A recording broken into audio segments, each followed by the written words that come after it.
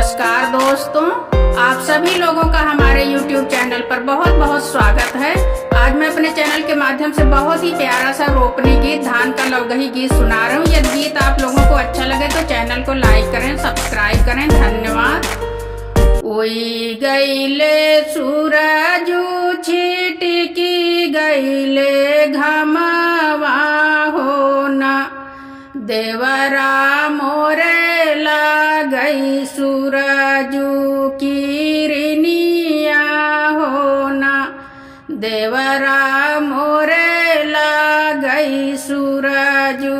किरनिया हो ना, जाऊ तोहरे भौजी गई सूरजू किरनिया हो ना, भौजी कैना लेत्यू घूंघूटे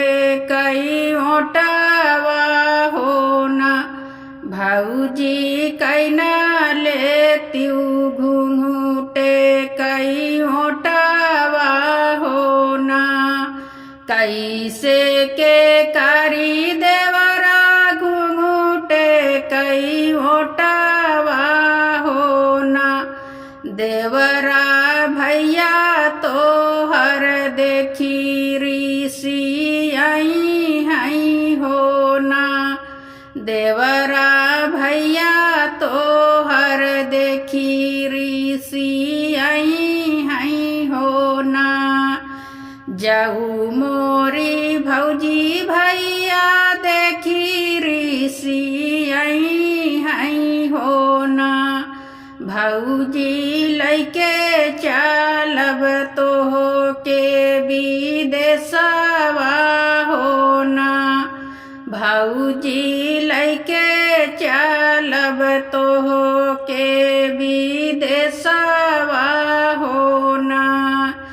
कौने नी देशवा लई आया मोरे देवरा हो ना, देवरा हिया उठई पथरा महलिया हो ना, देवरा हिया उठई पथरा महलिया हो ना, पथराई तोड़ी भौजी महल उठऊ बई हो ना, भौजी चारों तरफ खिड़की काटऊ बई हो ना, भौजी चारों तरफ खिड़की काटऊ बई हो ना, चंदन कटाई भौजी पलंगा बनाऊ बई हो ना, भौजी रेशम कई डोरी से बीनाऊ बई हो ना, भौजी रेशम की डोरी से बीनाऊ बई हो ना, सगरऊ पलंगिया सोमई भौजी आला बेलिया हो ना, भौजी हम के सूतामई गोड़ावरिया हो ना, भौजी हम के सूतामई गोड़ावरिया हो ना, जाऊ माई जनते हूँ भौजी ऐसा छाला कर भीऊ हो ना, भौजी नाही छोड़ती अपन साग बिरना हो ना, भौजी नाही छोड़ती अपन साग भैया हो ना,